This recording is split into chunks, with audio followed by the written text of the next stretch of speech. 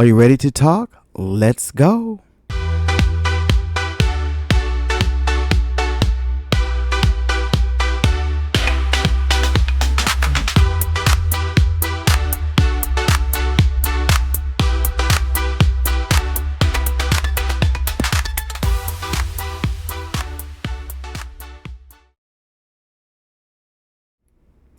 Hello, everyone. Hello, everyone. This is your boy, Carl E. Long, coming to you with Let's Talk with Carl E. Long, the podcast. Yes, the podcast, episode 50. This is what we're doing today. Thank you so much for joining me again today. I'm so excited to be here again. As you know, my episodes are getting a little bit further and further between because, a brother got to go to work. So, haven't had a lot of time to get my weekly, what I'd like to do, podcast in, but I'm never going to give up because I made a promise that I was going to do this. So, hello everyone, and welcome to the show, back to the show. Now, today's episode is about what you, the voter, need to know. We're heading into the midterms, and there are major issues being overlooked, ignored, spun, confused, and I want to make sure that I help you make a weighted decision about what's going on. And that's what my whole thing about this podcast has been about. You as the voter deserve to know, have clarity, So right now, there's so much going on, and I just don't know how we're going to make it. I really don't. And then, as I say, I trust God. I do. I trust God always about how things are going because I know that all things work for the good of those who love God, and I do love God. So I'm just a bit worried about how this may affect some of us, what's going on here now with the Trump administration and the things that this guy is doing. This is ridiculous, guys. Can you believe we're not being punked? We're not being punked. This is actually happening. This is all actually happening. It's happening in real time. And you'd have to be some kind of a mystery writer or some kind of a writer to have written what is going on in America right now. You never would have thunk it. I said that. Yeah, I said thunk it. So first thing I want to talk about is the government shutdown. What did you think about it? What did you feel about the government shutdown? Did the Democrats cave? Me, I think they caved. I think they caved because with us not being able to, we don't lead anything. The Republicans control the House, the Senate, the White House, and you can pretty much say the Supreme Court. So we had no leverage to do anything. And it wasn't so much a ploy as it was really getting in there and say, they are never going to think about the American people. And this is our only way to do that. You have to think of it that way. No Democrat wanted people to starve. No Democrat wanted people to lose their job or anything like that. But then they were already taking jobs away from us. So, so what do? So here was an end. And thank God for the filibuster. In this case, it's a good thing because the Democrats held out. The House is going to do its thing, but I'm always afraid of that Senate. So Chuck Schumer and his band of merry men did a little bit for a while until they caved.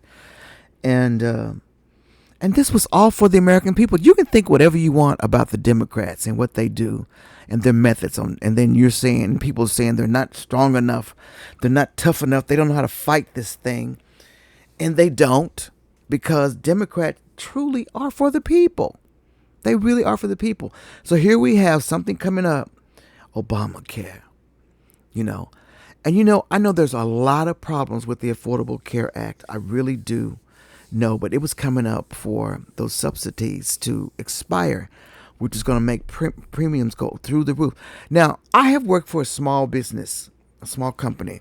And so what my insurance was, it was Obamacare. They called it the Affordable Care. You go out there and you pick your thing. And it was high. But the fact of the matter is, I needed health insurance. And in the past, there would not have been anything available to me if a company could not afford to have it. They just didn't have it.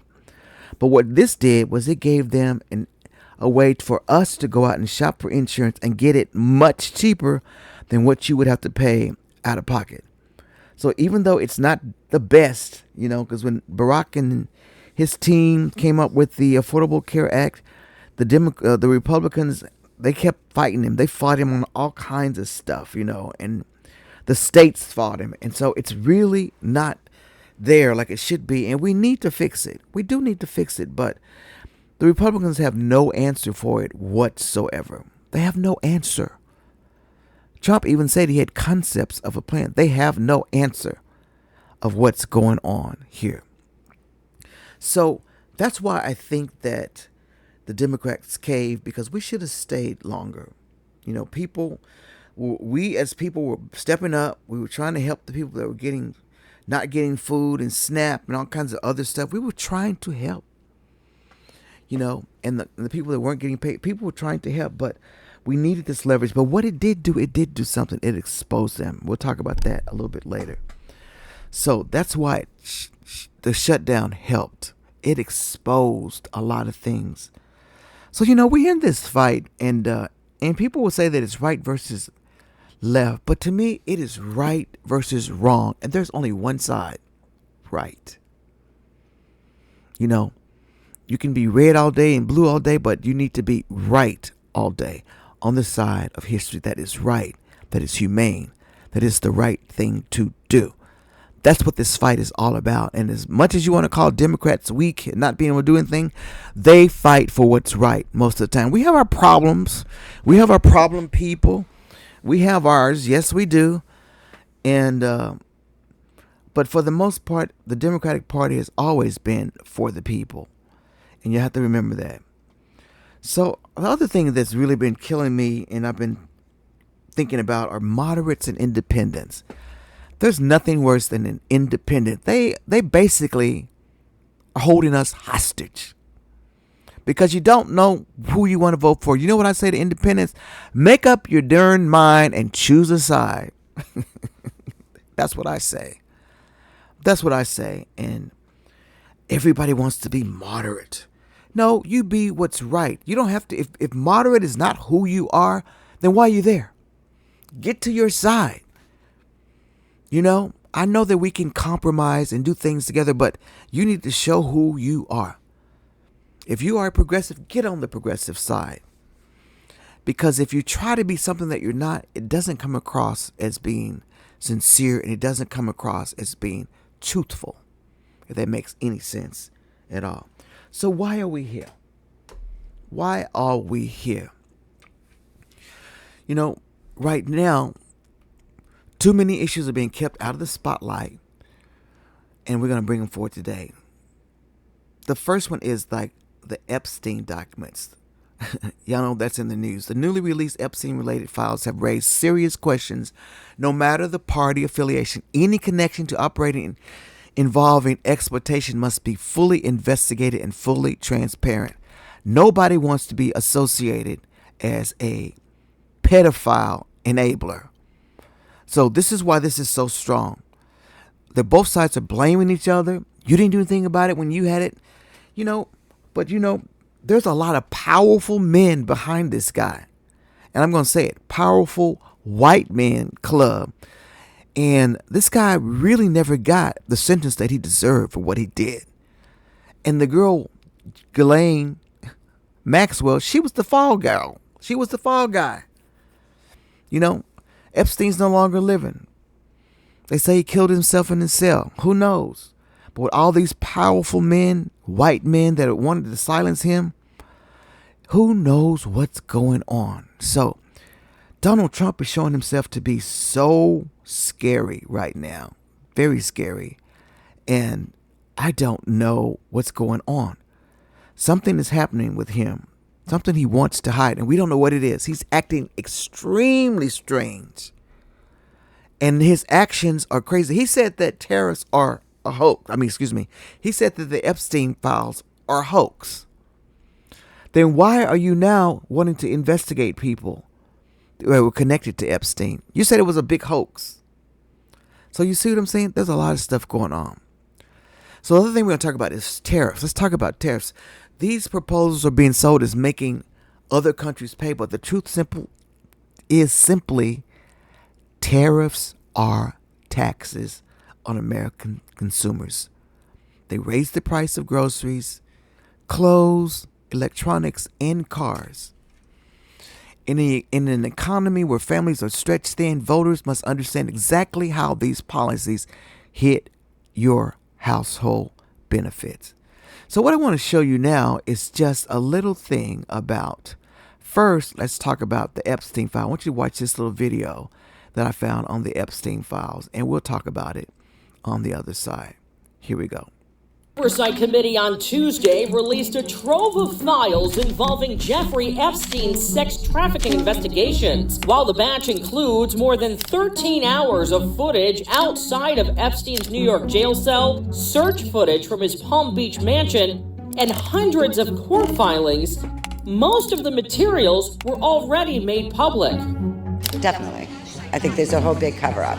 Today, I'd like to see them release all the Epstein files, not just re-release what they've already released. I don't give a crap who's on that list, Democrat, Republican, whoever. Those people need to be held accountable and they need to be convicted. The so-called Epstein client list first drew public attention back in February, when U.S. Attorney General Pam Bondi claimed the list was sitting on her desk for review. But in July, the Justice Department drew public outcry as it concluded there was, quote, no incriminating client list for Epstein. Since then, dozens of reports have emerged claiming Pam Bondi briefed President Trump in May that his name appeared multiple times in the files, and the DOJ decided not to release any additional documents because materials contain child pornography and the information of victims. I listened to the victims just now at their press conference, and I believe that the victims want that exposed, and I think that that will give them the closure because there's no accountability. The days of sweeping this under the rug are over. We, the survivors, say no more. Although it remains unclear whether a client list exists, a previous evidence index released by the DOJ itself might hint as to what's coming next. This 3-page index includes photographs, employee lists, 4 busts of female body parts, and travel logs of who has visited Epstein's private island.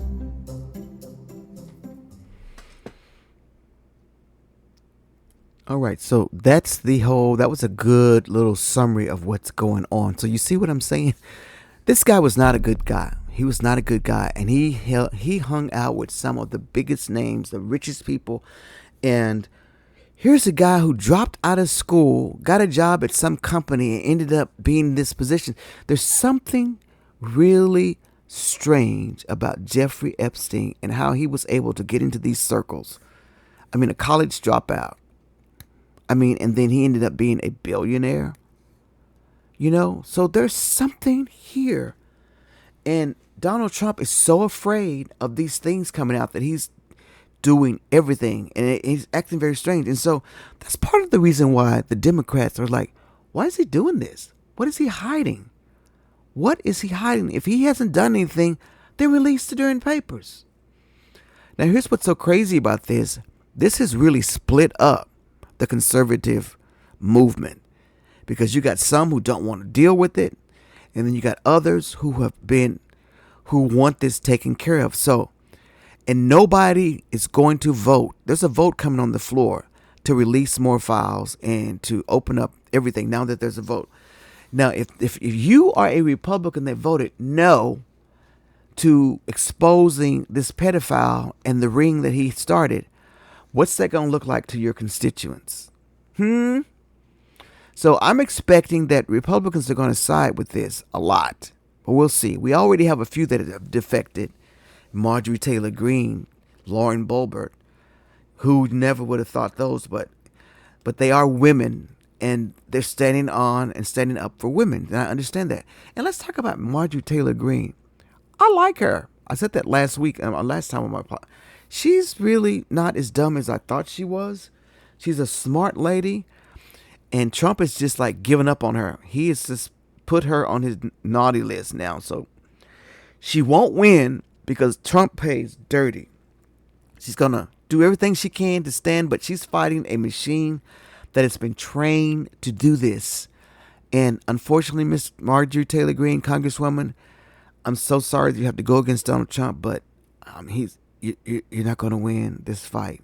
There's a Twitter war going on right now between her and him, or a Truth Social war, or whatever you want to call it. And he's just basically have just sent her to the hinterland. She's no longer in his good grace. And I hope she lands okay. And now he wants to primary her, which means he's going to find somebody to run against her. But I think that she'll win if that happens.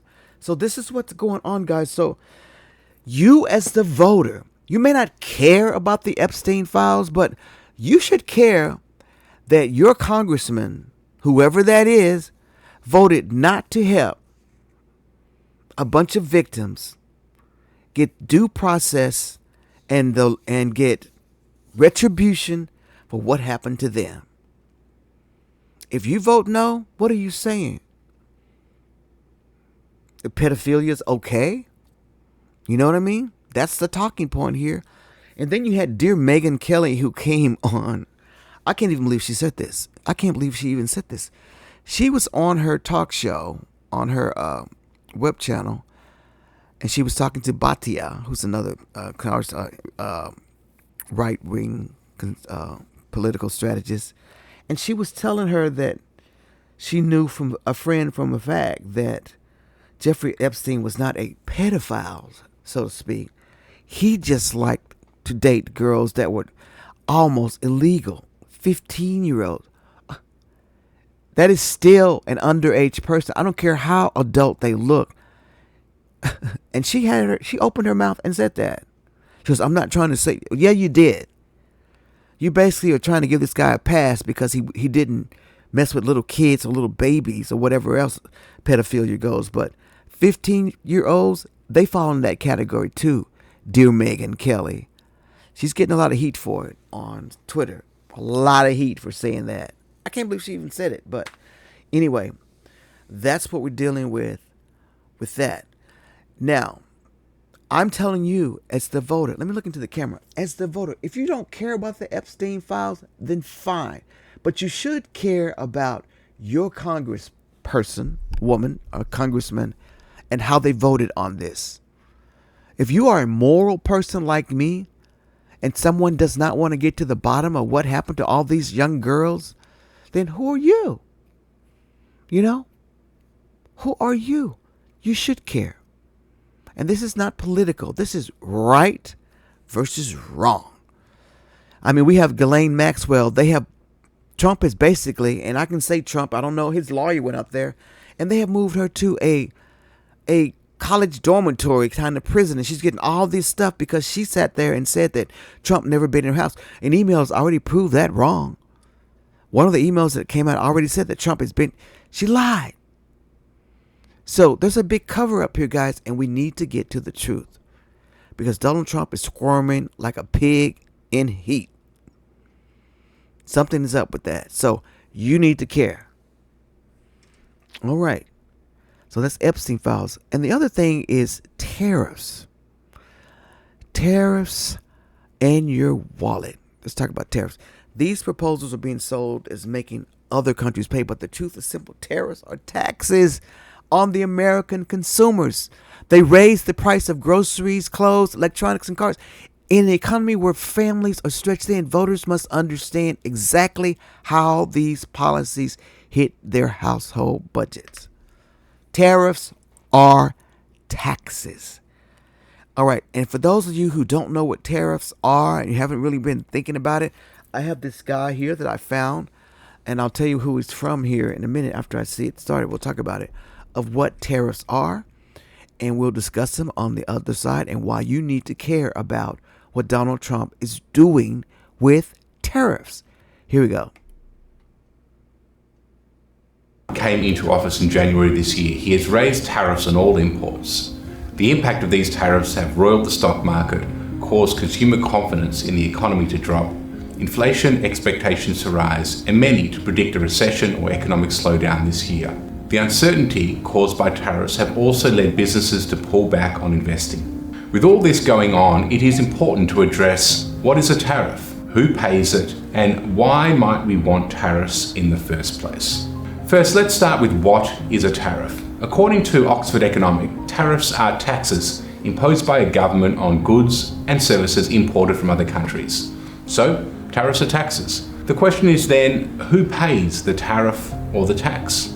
In the case of the United States, tariffs are paid at the time of importation to US customs. So, it's the importer who is responsible for paying the tariff. But if you're the importing business, the question arises as to whether you can pass on the added cost of the tariff. And here there are basically two options. One is to ask the exporter, the business in the other country supplying the good, to pay the tariff. In effect, asking this other business to reduce its price by the amount of the tariff. The second option is for the business importing the good to pass that tariff on to the consumer in the form of higher prices. So, who pays? If the importer is able to get the supplier to reduce the price of the good and thereby pay the tariff, the question is why the importer didn't insist on this price reduction before tariffs were enacted. In most cases, the tariff is paid by the importer and then passed through to the consumer or business. Research on the impact of the first round of US tariffs on China in 2018 during the first Trump administration confirmed this.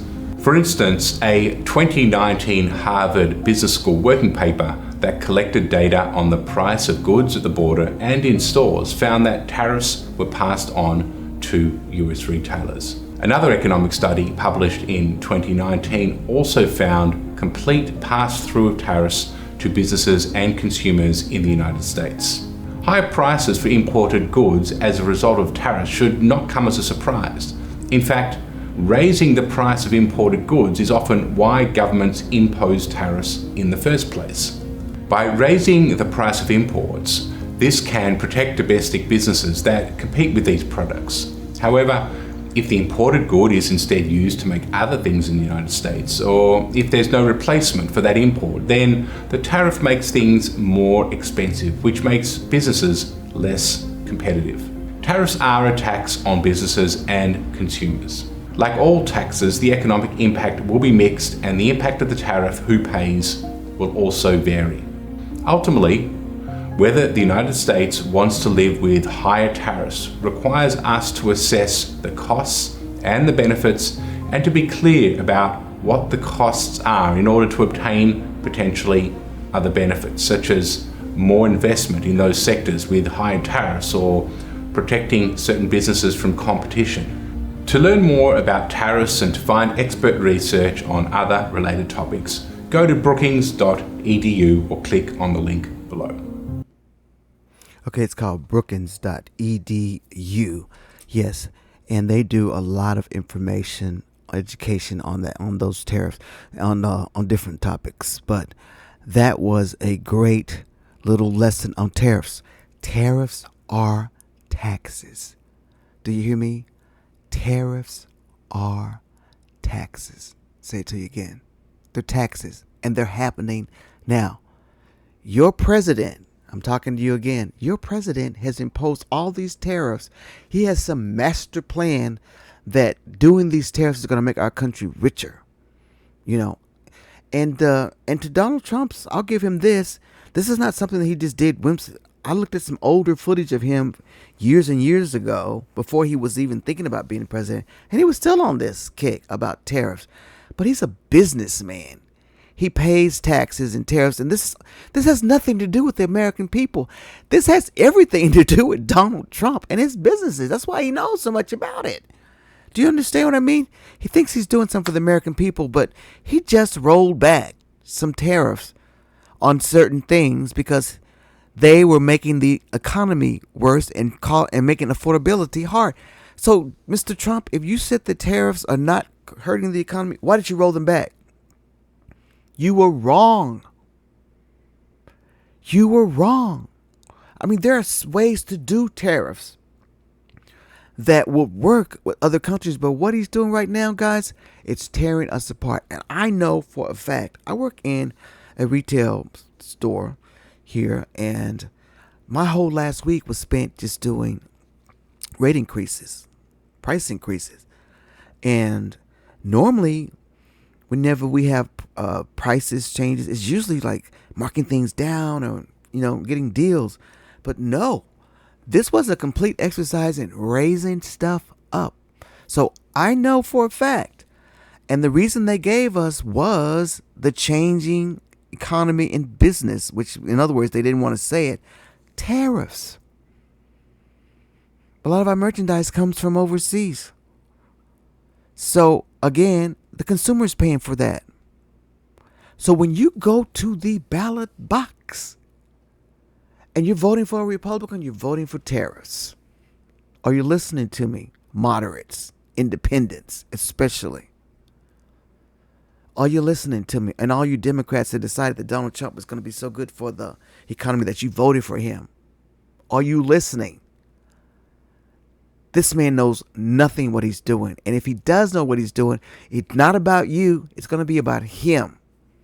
Why can't y'all get that? Why can't y'all get that?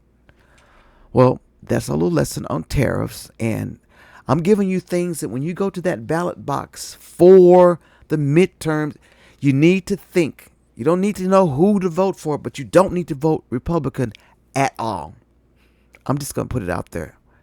Until they get off the stand of what some of these things, then they're following Donald Trump no matter what because they're afraid of him.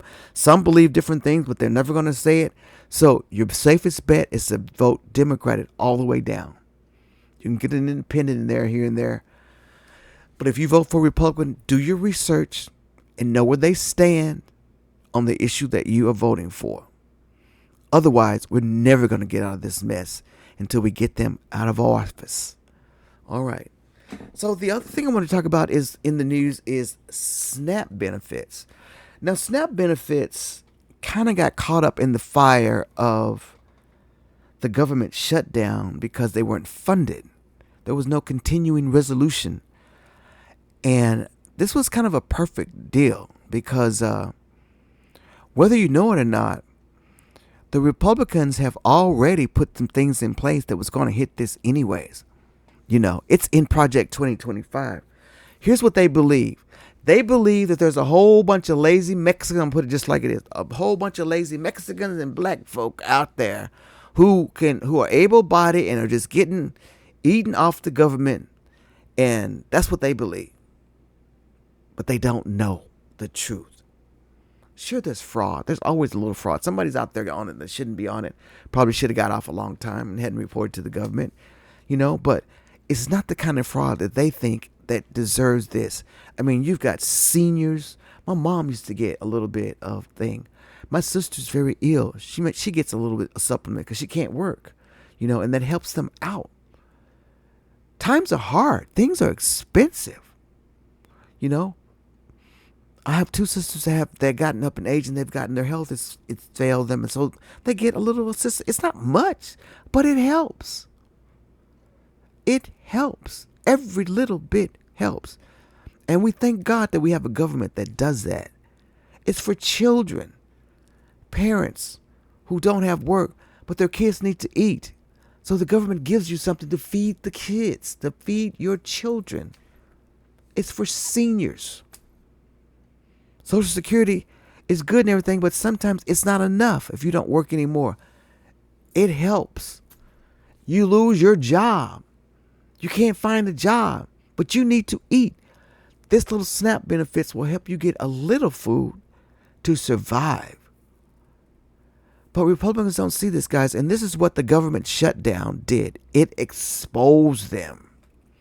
They kept trying to blame it on the Democrats. No, it exposed you very much. So, SNAP benefits and struggling families. I mean, Republicans' proposals targeting SNAP don't hit freeloaders. They hit families. They hit kids. They hit seniors who depend on this program to eat. Cutting food assistance during a time of rising inflation tells you everything about where priorities lie.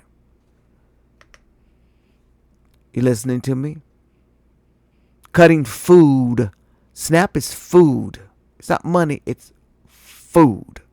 Remember that. That's what they're doing. Cutting food out of the mouth of children. So then the other thing is, I want to play you a little something on about the SNAP benefits, and we'll talk about it coming back. Okay, here we go. O'Brien, with the impact on food benefits, even with an end in sight for the shutdown. Good morning, Jay.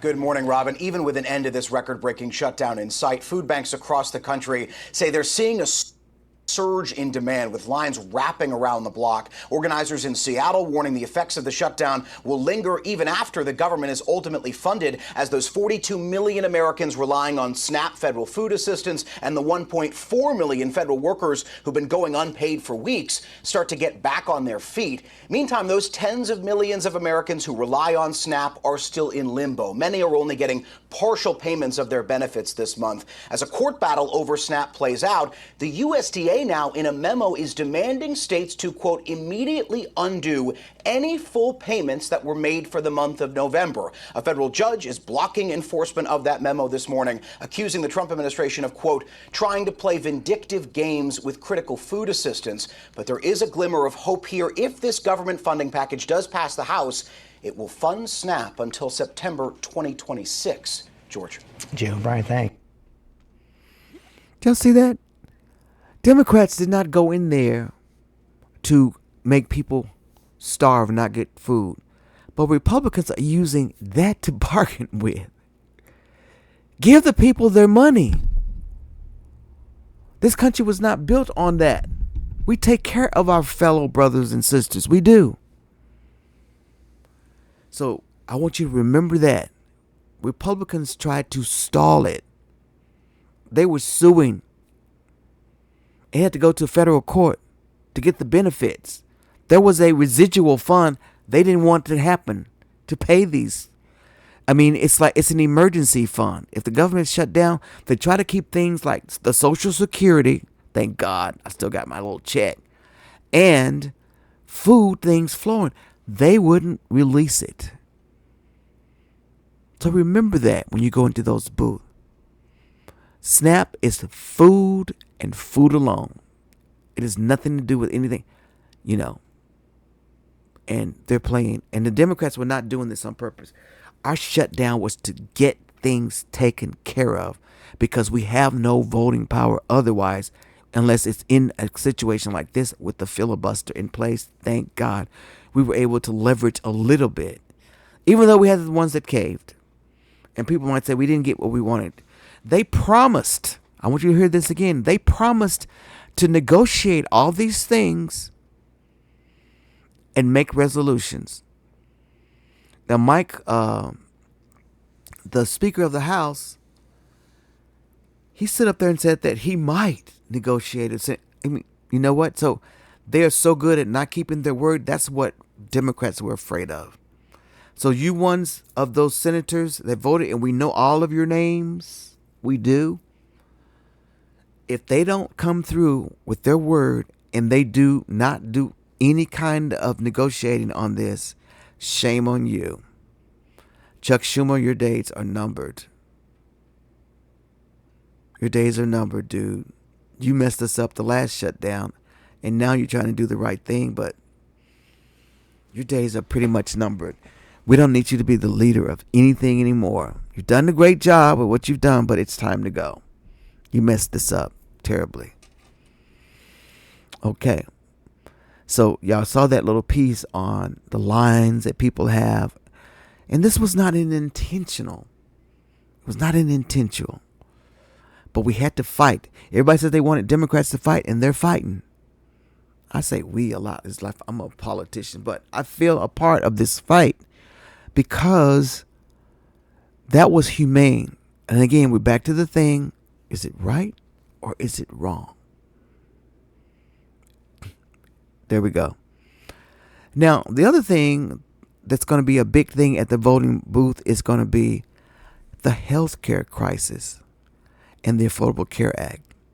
Millions of Americans are facing a health care crisis. I already talked about this a little bit. Republicans continue to push for dismantling the Affordable Care Act without offering a serious replacement. If protections are removed or gutted, more than 42 million Americans could see skyrocketing premiums or lose coverage entirely. Instead of strengthening healthcare access, this administration has chosen to avoid discussing real solution. Healthcare is not a political talking point. It's a lifeline. Do y'all get me? Health care. Why can't we get this right in this country? I'm talking to the insurance companies. I'm talking to the pharmaceutical companies. Why are y'all doing this to the American people? I mean, it's so much about the capitalistic dollar in this country that we've lost our humanity. Health care. So let me let you hear this thing about, I found this is a local station in Texas. I got to figure out what city they are. And they are talking to an expert about what the Republicans are trying to do with healthcare, even though they haven't totally rebuilt Obamacare, as they like to call it, when it's time to repeal it. But they're doing a lot of things that will affect it on the side. See, Republicans are sneaky. They'll stop this program and this program. You know, like I live in the state of Texas, and we never did take the Medicare option that was available with the Affordable Care Act, which would have helped us. We didn't take it because our state didn't want to do it. You know, the way they had Barack set this up, they got us in such a bind that you really can't fix the darn thing. You know what I mean? There are other ways that this could happen. And I'm kind of with Bernie Sanders on the Medicare for all. Why not? They already take it out of your check anyway. Why not? Boost it up. We could have done it. It's already in place. The doctors are already a part of Medicare. I'm with that. I really am with that.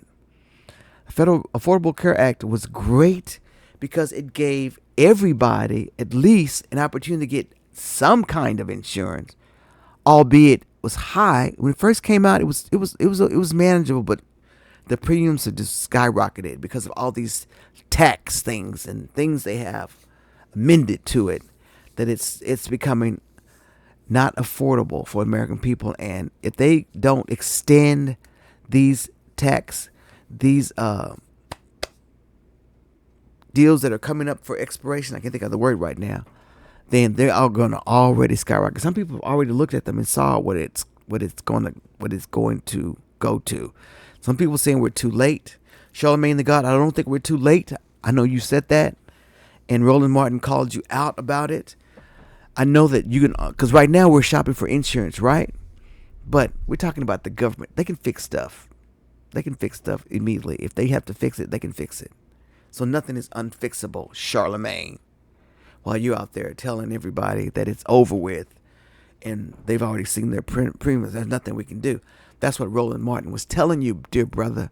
You're telling your audience the wrong thing. There are some things we can still do. You don't know. You kind of made that assumption, which I don't know where you got your information. Okay, so let's look at this on the Affordable Care Act. This is an expert telling you what's going on and explaining a little bit more about that. And we'll talk about it on the other side. Here we go. Is expected to have a significant impact on health care, as you heard there, particularly here in Texas. The nonpartisan Congressional Budget Office estimates it could slash spending on Medicaid and the Affordable Care Act marketplaces by about $1 trillion over the next decade. The CBO predicts that plan could lead to nearly 12 million more people losing their health care coverage, which would affect our state. KFF Health News reports that Texas has about 15% of its population on Medicaid. Here to help us understand more of that impact is that journalism outlet's senior correspondent, Renuka Ryasam. Renuka, welcome and thanks for talking to us today. Thanks for having me. We just mentioned that expected loss in healthcare coverage for potentially millions of Americans because of this bill. So first, explain how the legislation could potentially do that. Sure. So this bill isn't a formal repeal of, say, the Affordable Care Act like we saw a few years ago where John McCain gave his thumbs down. Instead, this is a bill that takes aim at a lot of the architecture that keeps our healthcare system and healthcare coverage in this country in place. So, I think a lot of lawmakers, both Republicans and Democrats, would say that the way we finance healthcare, the way that we do healthcare in the U.S., has a lot of issues. But this bill doesn't take aim at the sort of fundamental way that we do healthcare in the U.S. Instead, it removes a lot of the supports that help people gain coverage. Your reporting shows the deepest cuts to healthcare spending could come from a proposed Medicaid work requirement. So explain that. What would those changes involve, and then how would it affect Texas? Sure, of course. This is like I said, this is a bill that takes aim at the architecture. So in 40 states and the District of Columbia, they expanded Medicaid. So Texas is not one of those states. But in those states that expanded Medicaid, there's going to be a new provision if this bill passes that requires people who are in that Medicaid expansion population to prove that they're working, studying, volunteering, and there's some exemptions, for example, if you care for a child. And, most analysis show that this is going to be one of the biggest cuts to Medicaid coverage in the country. And this isn't really a requirement. I think a lot of Republicans who've supported this measure have said, oh, people who are on Medicaid should be working. But all the research shows that this is a requirement that doesn't actually help people get jobs. It doesn't help people stay employed. In fact, it's actually just a paperwork requirement. So people have to continuously prove and file paperwork to show that they're meeting these requirements. And states that expanded Medicaid will have to build entirely new technology systems, hire a lot more workers and bureaucracy to kind of deal with all that new paperwork. And a lot of people who are eligible for these programs will fall off the rolls, not because they're not eligible, not because they're not meeting these requirements, but because they can't do the paperwork. Well, there is also a lot of talk recently about this bill hitting rural hospitals especially hard. Why is that exactly? Sure. So another thing that this bill does is it takes aim at something called provider taxes. And this is super wonky, and I'm not going to go into all the details of it here, but basically it's, hospitals, providers, nursing homes, they pay a tax and they get that money back, and that helps them pay for the care that they deliver. This would hit Texas, the Texas Association of Rural Hospitals, and other rural entities pretty hard, because this is a way that these hospitals, these entities can get money to care for people. And this is a provision that a lot of states with big rural areas are really worried about. So in the Senate version of the bill, Republicans did put in $50 billion to help rural hospitals because of this provision and the way that it's structured. But there's going to be a lot of states competing for that pot of money. And there are some estimates. The House version of the bill, the Senate version passed really quickly, so there hasn't been a ton of analysis on it. But one version of this bill, one analysis said 300 rural hospitals would close, and that would hit Texas pretty hard. Thanks for digging into that on the back end, and then of course the impacts we could see shortly in our state. We do want to ask you though, people may be wondering, what about my healthcare program? What about my plan? We know last year a record number of Texans got their health insurance through the Affordable Care Act marketplace, and you've reported the bill would make it harder for people to get and keep their coverage through this. So talk about what would change with that marketplace, and what changes might people actually see if this bill passes as it's currently written? Absolutely. So again, this isn't like a formal repeal of the ACA, but what it does is make these changes, again, that make it harder for people to enroll and maintain their eligibility. So people who are in ACA, there's sort of this automatic enrollment, and now people are going to have to do more paperwork to prove that they qualify for these plans. And instead of sort of being automatically re-enrolled, they're going to have to go in and check and make sure that they're re-enrolled. So these eligibility checks, again, what they do is a lot of people fall off the rolls because they don't know about them, they don't know how to meet them, and sometimes they may not have the technology to do them. But one of the biggest, most immediate changes that people who are enrolled in ACA plans will see is that Congress, in this bill, they are not expanding the enhanced subsidies that were passed during the Biden administration that help people afford these plans. So unless Congress extends those subsidies, which doesn't seem very likely, it's not in this bill, and they'd have to maybe do it in a separate bill, and that doesn't seem totally likely. Starting January 1st, millions of Americans will see their Affordable Care Act plans, the prices of those plans, go up. Well, Rainuka Ryasum, we appreciate you so much for joining us, and I want to commend you and your colleagues there at KFF Health News, because it's been such a great resource for us to be able to keep track of these impacts, but we appreciate you joining us to talk a little bit more about that, and maybe we will have this conversation again very soon, but thank you again for being with us. Thank you. All right, so you see, I wanted you to hear that particular exchange because she had done her research very well, is what these subsidies are all about. So the Republicans don't like Obamacare. They hate it, mainly because Barack Obama did it. There's no other reason why. They don't like socialist medicine of any sort. So this is healthcare, guys. So what they're doing is, you could, in the affordable, when you go out to the Affordable Care and you go and pick a plan, the way that it worked for me, working for a small business, when I would work for a small company, if I didn't pick anything, I could have to go out and pick some stuff. It would suggest the things that I had last time and just kind of just renew. You still have to go out and acknowledge it and say, yeah, I still wanted it, whatever. That's easy. But right now, they're going to bury these people in paperwork and make them prove things, and it's going to be to a point where people won't even try. That's dirty. That's mean. And it's not right. It's inhumane. And I'm looking at the camera again. This is what Republicans are doing. That's already in the big, beautiful bill. These are the Medicare cuts they're trying to do. That's already in the big, beautiful bill. So what's happening now? January's here. And the reason why the Democrats had to use this with the shutdown was because they're going to expire. And millions of Americans will not have any health care. These are people with preconceived conditions and all sorts of other things that need their medicine, need to be around doctors. So people are going to die. And Republicans don't care. They have no solution. They have nothing to offer. We could listen to this. They have nothing to offer because they don't care. That's it. They don't care. They don't understand. And this is where we are. And that's why your Democrats fought so vehemently to get them to negotiate something. They wouldn't even come to the negotiation table. So we ended up having to get some Democrats that caved. And then they promised they were going to discuss it some more and get this taken care of. But it's going to be too late for the people. Because I don't think we're going to ever get anything done because they're not going to keep their word. And this is so wrong.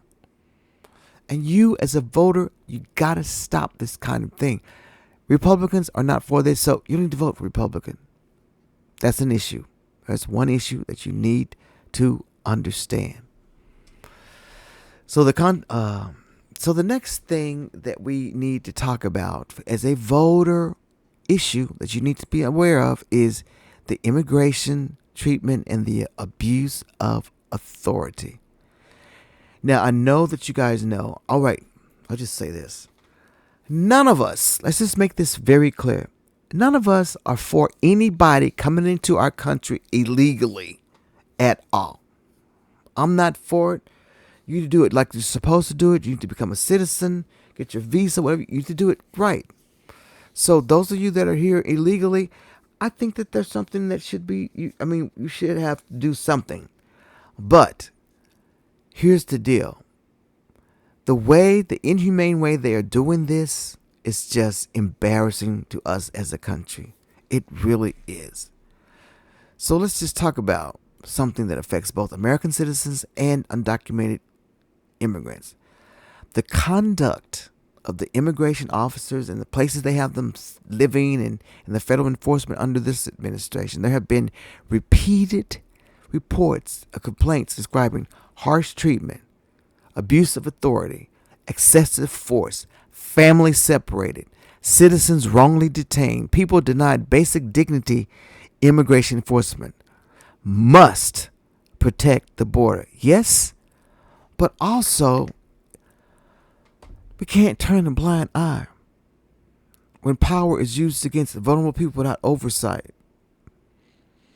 If you're somebody that's looking the other way when you're seeing this, who are you? Who are you? Whether someone is a citizen or undocumented, they are still human beings. And voters, you deserve to know how enforcement agencies are operating under this administration. You deserve to know. And that should be a voting point.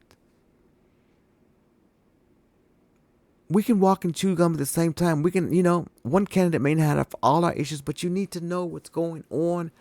And you need to make a weighted decision in that voting booth.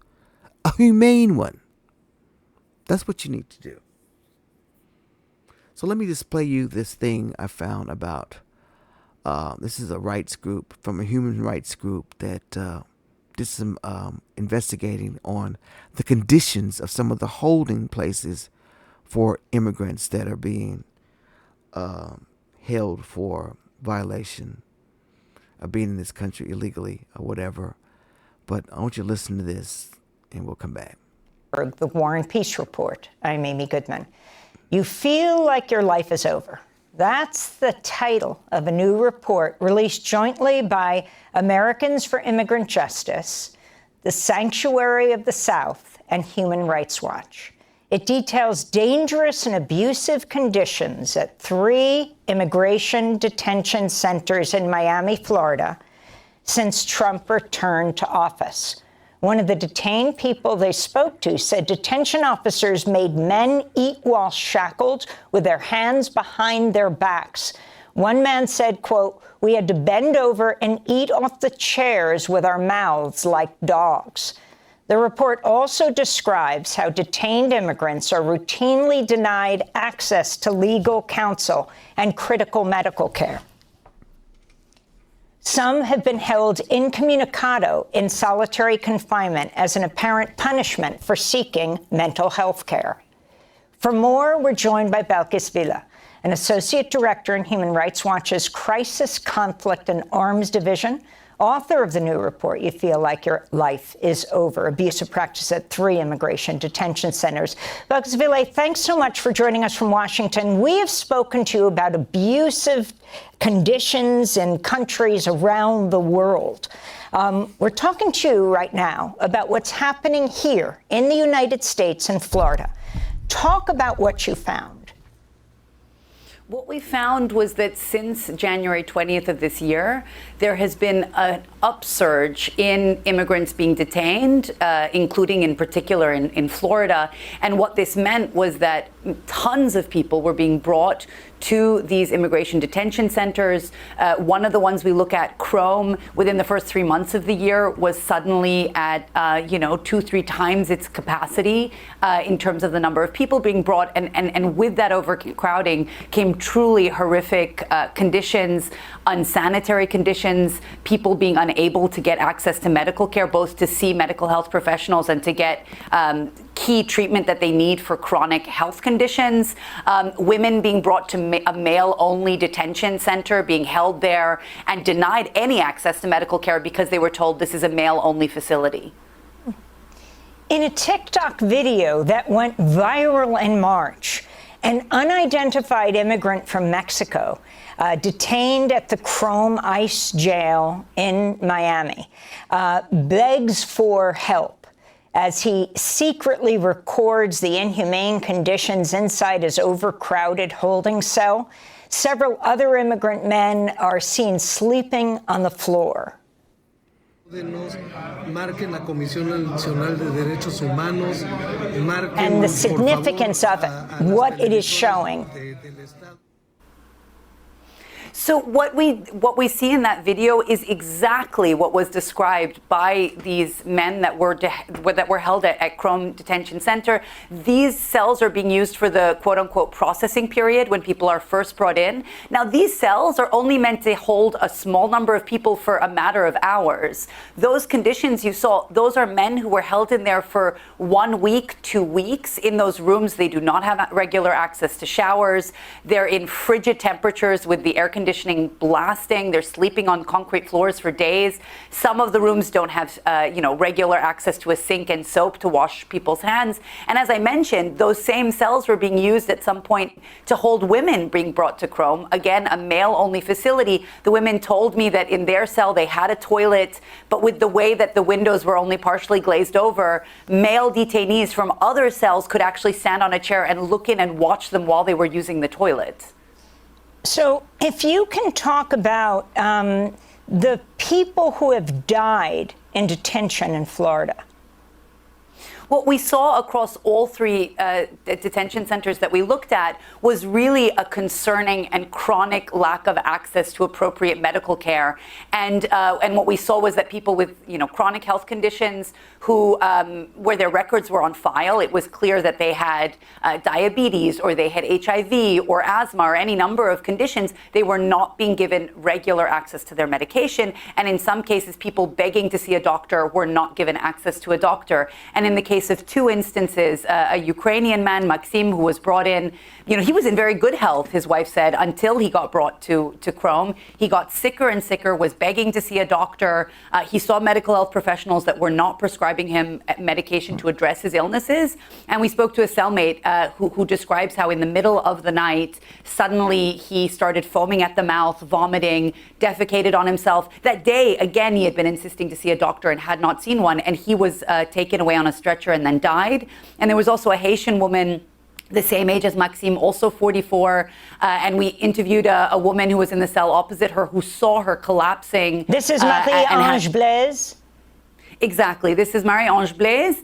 And the woman we spoke to watched as it took far too long for a guard to come as cellmates were screaming for a guard. The guard came, sauntered over, then walked away slowly before calling the medical team. They took, 10, 15 minutes to arrive, and then one signaled to the rest of the group, it's too late, and the woman was taken away and then pronounced dead. This is not who we are. This is not who we are. And and that just that just disturbs me. It really does disturb me that you hate immigrants that much. You go to these lengths and let them live in these conditions just because America first. Such a travesty. Right versus wrong. Which side are you on? Republicans are not on this side. And I said at the beginning, most Americans do not want people detained, and stay over here without going through some sort of a due process and let them get their right paperwork. If they don't get their paperwork, then they go home. But you got to do this in a humane way. And this is not it. So that's one of the ones that really, really kind of burns me when I see it. At first, I wasn't so. When the election first came along, you know where I was? Because after I heard how many Latinos voted for Donald Trump and moved over and helped him really cross over to win the presidency, I was mad. And I was like, that's what y'all get. That's what I was saying. But that didn't last long because I'm not that person. I wasn't that person. As much as I try to be. But I was upset at that time. So now we're finding out. And I'm telling you, if there's a whole grove of Hispanic people that still vote for these Republicans, they can't vote for Donald Trump anymore because he's done. We think I would just be outdone. Because y'all are part of the reason why we have him here. You really are, the Latino community who trusted him for some reason. I don't understand why. But you did. So there we have it. All right, so next item that's going to be a ballot box item is the Venezuela incident and lack of oversight. I'm talking about Trump is going out and bombing boats, shipping boats. Don't know who's on there, One of the Democratic strategists made a little thing on. He was on a roundtable show, Abby Phillips' roundtable show, and he made the thing about how do we know there's not girlfriends or babies or something else on these boats with them? How do we not know? And Donald Trump basically said, if we see one, we're going to shoot them and they're going to die. We're going to kill them. He said it. They don't even care. So this administration is toward Venezuela, including military engagement at sea. There have been incidents reported, attacks on Venezuelan vessels carried out without clear public explanation, without open congressional approval, and without a transparent chain of accountability. Let's be clear. Presidents do not have authority over certain military actions, but when an administration takes aggressive or unexpected actions toward another country, Venezuela, especially a nation already facing political instability, Congress and the American people deserve to know more. Why is this force being used? What's the mission? What's the long-term strategy? Who authorized it? And most importantly, what are the risks? Now, this is the reason why Congress can declare war and not Senate, not the president, because the way that the forefathers saw it, and this was very smart of them, there are representatives for your community all the way down to my representative is Jasmine Crockett for District 30 in my congressional district. So she's going to be the one that votes for us. So if I'm telling Jasmine in my district, we do not want to go to war, do not do that, she has to represent her constituency when she makes that vote. So in essence, we the people are deciding if we want to go to war or not. Got it? Okay. So foreign policy should not be conducted in shadows. And when military action begin without public debate or congressional oversight, voters must pay close attention. You deserve to know what is being done in your name and your tax dollars, because when we go to war and Congress does it, it's because we said it was okay. You allowed your congressman to go back there and vote and say, my constituents say yes, because they represent us.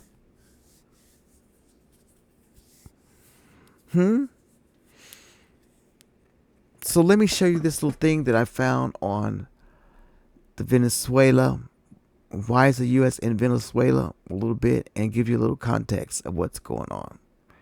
Here we go. Has a warning for the United States. If you mess with our country, you're messing with all of South America. President Nicolas Maduro made those comments in a rare news conference on Monday amid the buildup of U.S. naval forces in the Caribbean. Officials in Washington say ships are moving into the region to combat drug trafficking, allegedly linked to Venezuela. But President Maduro has not taken kindly to the show of force, calling it the biggest threat seen in South America in a century. 8 military ships with 1,200 missiles and a nuclear submarine are targeting Venezuela. This is an extravagant, unjustifiable, immoral, and absolutely criminal, bloody threat. They have wanted to escalate what they call maximum pressure, which in this case is military. And in response to maximum military pressure, we have declared maximum preparedness for the defense of Venezuela. Michael Shifter is a senior fellow at the Policy Forum Inter-American Dialogue, and he joins me now from Washington. Appreciate you being with us. My pleasure. Thank you. So why are U.S. warships heading toward Venezuela? What's the likely plan, and how long would you expect this fully loaded U.S. flotilla to remain off the coast of that country? Well, I think it's a matter of speculation about exactly why they're there. The stated reason is to combat drug trafficking. And the president of Venezuela, Nicolas Maduro, has been labeled a narco-terrorist by the Trump administration. And so this is the stated rationale for the presence of this flotilla. But it really is extremely heavy, unusually heavy, unprecedented. So there's a lot of speculation that there may be other objectives in mind, including a strike, a military strike in Venezuela, or possibly even a taking out Maduro himself. So I think there's a lot of speculation about what's actually involved, and the flotilla will probably be there for a while, probably another couple of weeks. And Venezuela's dictator Nicolas Maduro is claiming the U.S. plans to invade Venezuela. How likely is that, though? Even a limited strike, perhaps, on the country? Yeah, I think an invasion is really out of the question. There are 4,000 Marines that are on this flotilla. An invasion would require 100,000 troops. Venezuela is a huge country. It's a complex country. It's a big country. And so this is not really realistic. Whether there's a surgical strike on sub-laboratory or some other target, that's conceivable, but it's not without risk. You don't know what that could set off. And I think the United States has to be extremely careful. I think there's a lot of peril in this, and there could be mistakes, and that could be extremely costly. Why is the U.S. going to war with Venezuela? Because Donald Trump is bombing boats. We don't want to go into a war with Venezuela. Drug trafficking is wrong. Cartels are scary. Yes. But Donald Trump, you can't just do this crap. You and Pete Hegseth over there just bombing people.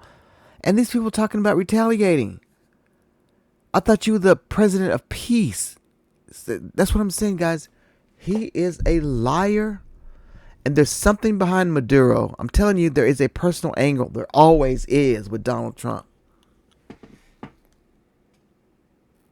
There always is. Jeez. So that's scary. That's scary. And a reason you should understand what's going on. Talk to your congressman. Are we going to war with Venezuela? What is going on? And then finally, lies, deception, and the disregard for public. We cannot ignore the repeated misinformation, which is the reason why I do this podcast. Misinformation and deception coming from political leaders in the administration. When politicians lie to you while campaigning, they will absolutely lie to you while they're in office. Do y'all get that? There seems to be no truth thing around. The truth is like low rated now. You know, and when leaders twist facts and rewrite statements to deny what we all saw with our own eyes, that's not leadership. That is manipulation. Manipulation. So I want to let's listen to this pastor who has just realized something, which I don't know what took him so long, but let's talk about it. We'll come back. The Lord has really convicted my heart about a few things recently in regard to Donald Trump. And I know this may upset many in the church, but remember, this is my conviction and I'm only sharing. And I'll start by saying that I voted for him.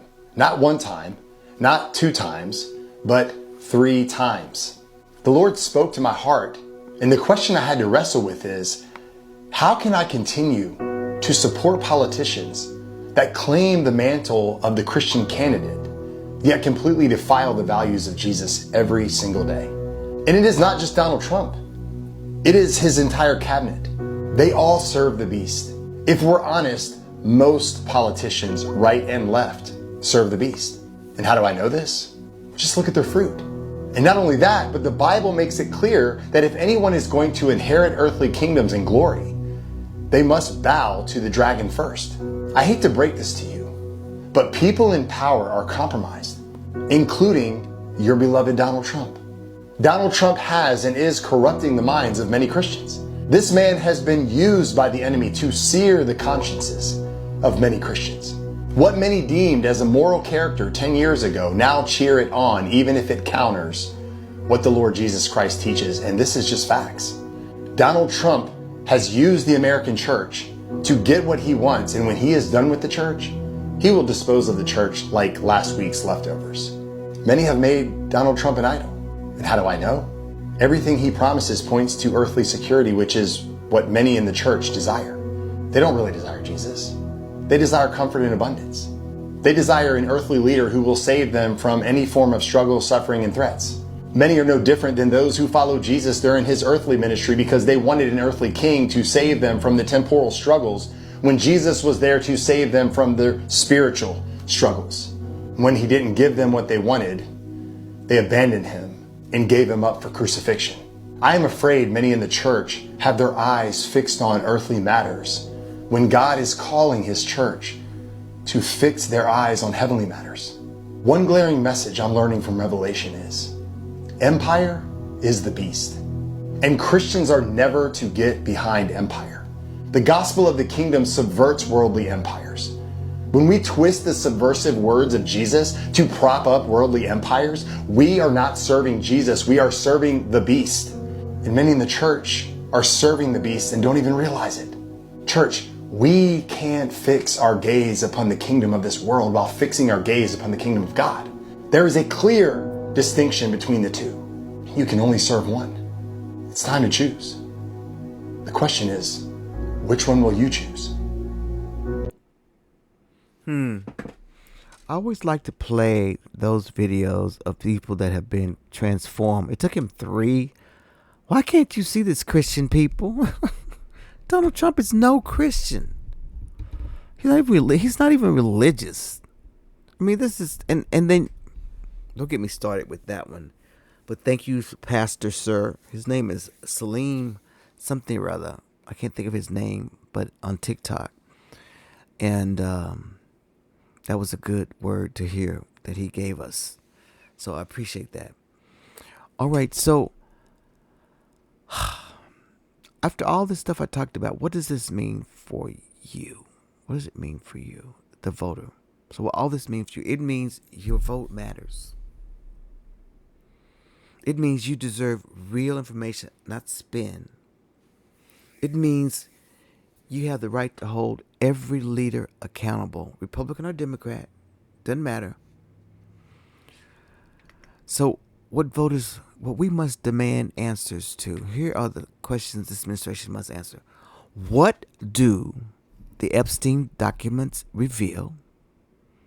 How much would tariffs raise the cost of living for Americans? Why target SNAP during a time of rising food costs? And why no real plan to strengthen or fix the Affordable Care Act? And what oversights exist over immigration enforcement and treatment of people? And why is the administration engaging in action in Venezuela without clear congressional checks or transparency? And why is deception so frequent? These are not things, these are questions that you need to think about when you go into that voting booth. Those are things you need to think about when you're going. I know the economy is crazy, but ain't none of it going to work if you don't clean up some of this other lies and deceptions and we get some truth out of these people. Republicans ain't it, guys. It's just not. So if you're not sure who a candidate is, you need to vote the way the person that's doing things that are right. Yes. Not on the right. They're doing things right versus wrong. That's how I vote. That's who I am. I'm not tribal. I'm not going to vote Democratic just because. But if the Republicans ever had an issue of mine that was on this, I would vote for it. But they don't. What they believe in is some craziness to me. All right, I had one other little deal here about the Affordable Care Act and listening to. Let me just play it for you. This is kind of funny. This just tells you how the MAGA team just doesn't even know what they're following. They're just following Trump. But this is funny. And the guy that starts it off, he's one of my favorite TikTok followers, TikTok people that I follow. He was doing the whole election. He was there giving us insight, but I like what he said right here. So check this out. So I haven't been posting lately because I just been tired of everything that's going on. But I want to show y'all why MAGA are the most dumbest people in the world, y'all. Like, we can't reach out to these people. They are brain dead. They don't know a goddamn thing. I'm gonna show y'all a video of what these stupid mega voters don't know. Check this out right here. And which plan do you support? Obamacare or the Affordable Care Act? The Affordable Care Act. And what is it about Obamacare that you do not like? I just think that there's a lot of holes in it and it needs to be revamped. What do you agree with? Obamacare or the Affordable Care Act? I'm more sort towards the Affordable Care Act. So the Affordable Health Care Act is still a better option than Obamacare? Yes. So the Affordable Care Act is more affordable than Obamacare? Just the name says it all. Do you agree with the Affordable Care Act or Obamacare? The Affordable. And why do you prefer the Affordable Care Act over Obamacare? I just don't agree with the whole Obamacare policy thing that's going on. I just don't agree with it. Do you support Obamacare or the Affordable Care Act? I guess the Affordable Care Act? And why do you prefer the Affordable Care Act over Obamacare? I'm not really sure. My girlfriend supports Trump, so I go with whatever she says. So you disagree with Obamacare? Yes, I do. Do you think insurance companies should be able to exclude people with pre-existing conditions? No. Do you agree that young people should be able to stay on their parents' plans until they are 26? They should be able to, yes. Do you agree that companies with 50 or more employees should provide health care? I do. And so by that logic, you would be for the Affordable Care Act? Yes. What plan do you support, Obamacare or the Affordable Care Act? The Affordable Care Act. And why do you support that over Obamacare? Do not like Obamacare. I don't like anything that has to be forced for everybody to buy. This is not good. Do you think Obamacare is socialist? Yes, I do. Do you think the Affordable Care Act is socialist? No. It's the same thing, you dummies. You ignorant dummies. Obamacare is the Affordable Care Act. God damn. I love him. He didn't hold nothing back during the whole election. But he did his research. He was smart. But he spoke his mind and he found that video, and those are real people. This is what I'm saying. Misinformation. I looked at one lady. She didn't even know anything about Obamacare, but just because his name was in it, I could see that she just said his name is in it. You know, I'm not tribal like that. So, no. Oh, well. So, I had another question that I wanted to just talk about here, and that hits the heart of journalism, politics, and the health of the democracy. The question is simple. Does the media have a responsibility not to spotlight liars and conspiracy theorists on their platforms? What do you think? Because we're living in a moment where misinformation doesn't just spread, it multiplies, it mutates, and it takes hold. It becomes increasingly hard to find the truth. You know?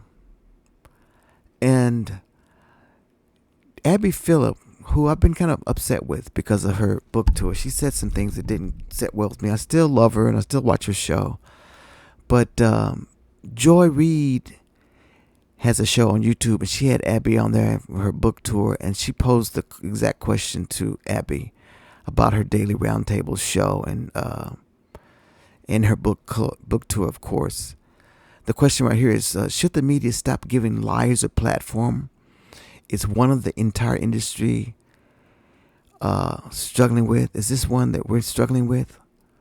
You know what I mean? So I'm asking this question because CNN, I watched Newsnight with Abby Phillips. I watch it every night.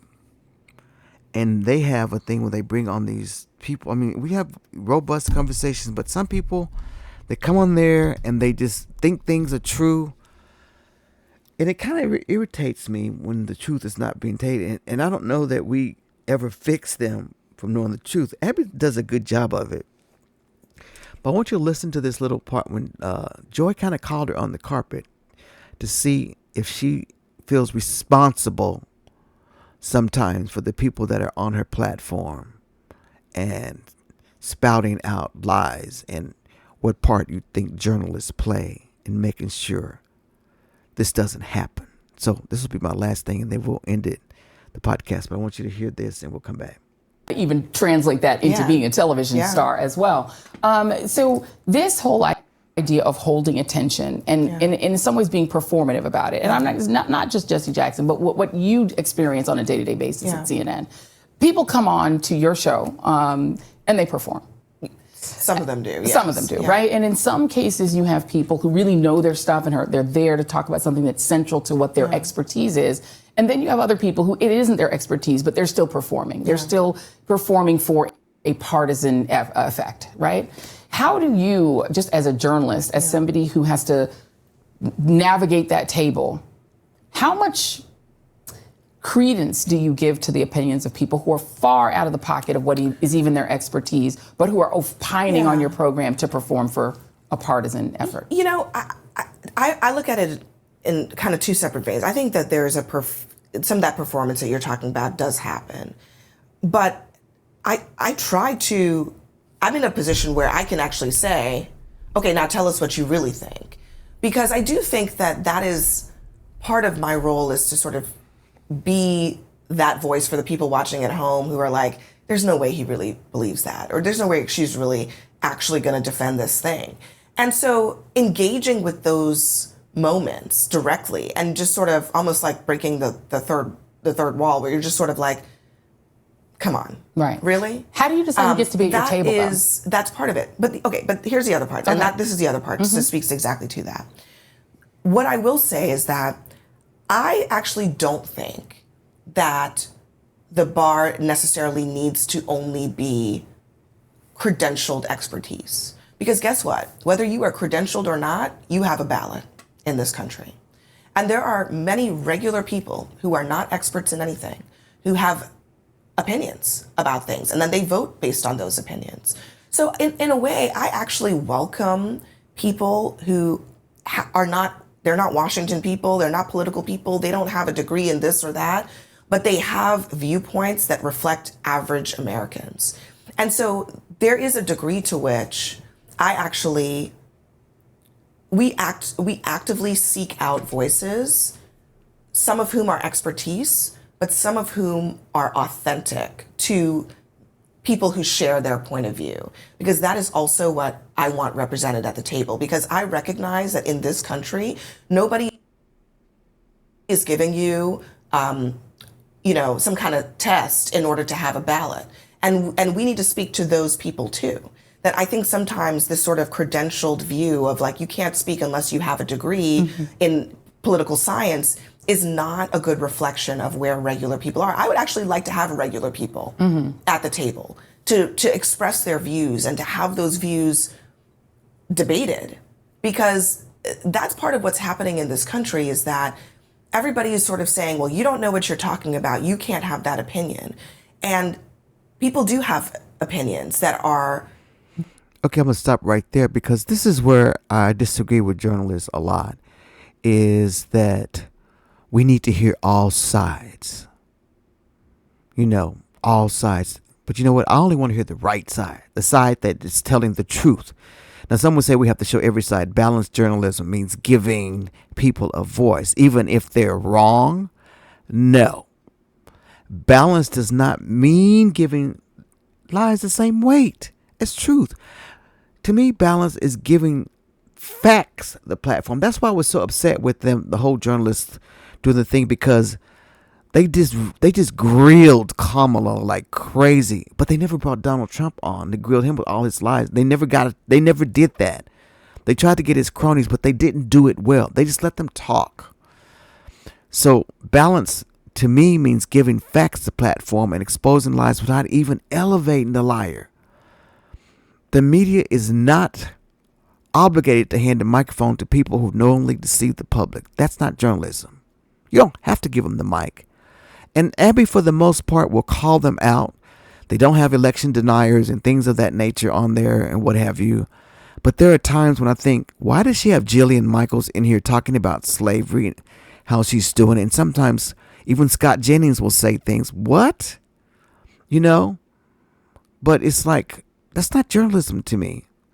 when you're speaking misinformation and not the truth, we don't have to have you on the show. We don't need liars spreading crap.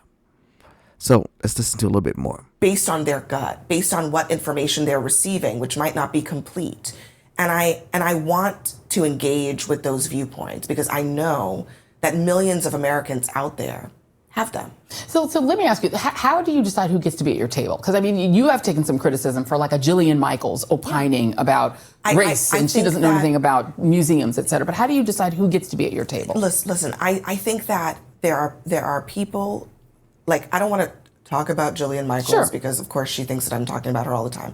I'm asked about her. Yeah. But this is perhaps something that she might like to hear. She represents a MAGA point of view. And she is an influential MAGA voice. And that's part of my point. You don't have to be credentialed in politics to have influence in that world, to have influence with our sitting president. Just think about that. Which is actually frightening. I mean, because this is my question, and I think this is how I think it does tie to your book, right? But do you see what I'm saying? No, I see what you're saying. I totally see what you're saying. In Trump, like, I've been covering Trump since the 2016 election. Mm-hmm. And one thing I know about covering Trump and his movement is that if you only look to the sort of, quote unquote, political voices, you would miss who is influencing him and who is setting the agenda. And part of what we have to do on the platform that I have is to basically say, okay, what's really going on in the country? What really is the direction that MAGA wants to take the country? And you cannot understand that without putting those voices in the conversation. So let me ask you, is there a place where you're like, you know what, Jack Posobiec is too much for me. That is taken to, that's the Pizzagate guy who gets on CNN. So absolutely, it's like, is there a point where you say this person is taking it too far, they're too close to white nationalism there? Absolutely. But he ends up on CNN. So I think that's when people I've go, never not on your show, but I've never had him on. Yeah. So I can't speak to that. Sure. And my understanding was that was in the context of a piece about Charlie Kirk, who was a good friend of his. Right. But we've never had him on. Yeah. We don't put on conspiracy theorists. We don't put on white supremacists, white nationalists. Look, obviously we have a vetting process, but I also think that we need to be real about who is influencing what in this country. You will miss the whole story if you don't understand who Trump is calling in the afternoons and talking to. But do we though, Abby? I don't know. I don't care if Jillian Michaels is influencing people, but she's out there spewing lies about slavery. I mean, which y'all called out. And, it's not... And she's coming with all these statistics. And did we really need for the American people to hear that? That's what I don't agree with journalists. And, putting people on just because they're controversial or whatever, I don't know that I agree with that. Let's listen to a little bit more. And, when people come on the show and they are Trump supporters, that is a viewpoint that we need at the table, because otherwise you're sort of like, you're shadow boxing. Who are you debating if you're not debating the actual other side? So, I know it's controversial. I know, trust me. I understand. I'm sure you hear. I understand the feedback. Yeah. I understand it. But I also think, look, we all have different roles. And where I am and where CNN is in the media ecosystem is different from other outlets. And we're not trying to talk to all sides of the political spectrum just to say that we're doing it. But it's from a genuine belief that we want to reflect what is actually the political conversation in the country. And if we only had a conversation at our table between Democrats and anti-Trump Republicans, that would be a completely false representation of the political dynamic in this country. But that also includes that, I've had people on who've said, they're actually establishment Republicans, but they support Trump. And then all of a sudden it'll come up. Scott Jennings. Well, no, not even him. No, I'm not even talking about him. I'm talking about other people. And then all of a sudden it'll be like, well, there was cheating in the 2020 election. And I have to be, wait, hold up. Right. You have to fact check, because that is, I think, the thing is you have to fact check it. But again, we know that, 35 to 40% of Republican voters believe Trump when he says the election is stolen. Yeah. And so we are not selecting for election deniers, and we don't tolerate election denying at the table. But just know that there's more than a quarter of the country that has those viewpoints, or even if they agree that Joe Biden won, they'll still say there was cheat, with a caveat that there was cheating. All of that gets checked and corrected at the table. But even when we don't know that that's their viewpoint, sometimes it comes up and we're like, wait, whoa. Yeah. But guess what? That is this great country that we are in. Well, they are here, they are voting, and we have to address that head on. Right. All right. So if you want to watch this full interview with Joy Reid and Abby, go to joyreid.com on her show, on the Joy Reid show on YouTube. You can find it very easily and listen to this whole exchange. She was talking about her book she did on Jesse Jackson, which I think is a great book and everything. But this is a conversation that I like to have. My best friend is a journalist, and I had this conversation with him. I said, do y'all have to? Sometimes I wonder why you have to do this story. Why do you even have to cover that? But I mean, a story's a story. So I want journalists to be like the Jim Acostas, the Joy Reids, the Don Lemons who didn't take the corporate mumbo jumbo and did what they said. And when a person came on there with blatant lies, you stood up and you put your job on the line just for what was right. That's what I like. I don't like this both sides business. You got to hear from the other side. No, I don't. If they have wrong or opposing views, I don't need to hear from them. I don't. So, I think you should amplify truth tellers more than you do liars. Get the truth to people out there. These are experts, community leaders, citizens. What's wrong with that?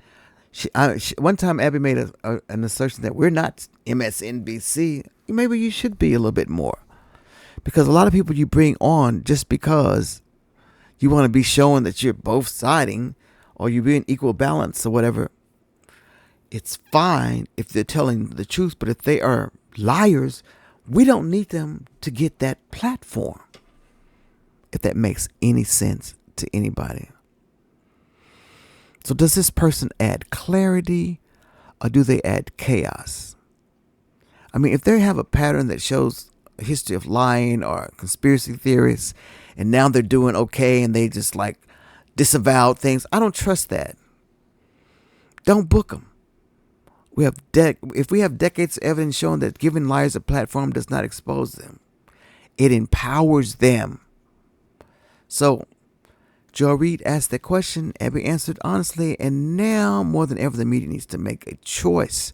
Will they spotlight the truth or spotlight people trying to destroy it? Because democracy depends on the difference. So guys, I am Carl Long, and you've been on another episode of Let's Talk with Carl E. Long. So what I want you to do is I want you to stay aware. Because democracy only works when you, the voter, know the truth and you vote with intention. We deserve leaders that respect us, protect us, and work for us. That's why we elect them. We don't want leaders that operate in secrecy, chaos, and deception.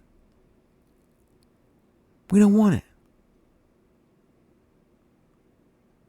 So if you're not totally understanding of your congressional representative, don't know who they are and what they do and what they say, then you need to do that. You need to get the research and find out. But I'm asking everybody, take the time, find the truth, vote the truth, and let's get this thing taken care of, because What's going on right now in our country is alarming, it's scary, and I would love, and I cannot wait until this whole Trump thing is behind us. I mean, because it's got me just like in a mess. Because I'm sitting back watching my country just being destroyed. Being destroyed by the minds of people who don't care about people. People who claim that they're pro something, but they really are closeted little racists of sorts. You know, you don't know what people are thinking. So, thank you so much for joining me today on an episode of Let's Talk with Carl E. Long. And you can find me wherever podcasts are played, on iHeart, of course, Apple Podcasts, Amazon Music. I'm on there as well, YouTube. You can look at me video or you can listen from YouTube. I'm on all the platforms. And please do check out my Facebook and Instagram page where I will put some clips of these podcasts. And you can have a chance to talk directly with me in my socials. But my name is Carl E. Long. And let's talk again. Have a wonderful day now. Bye.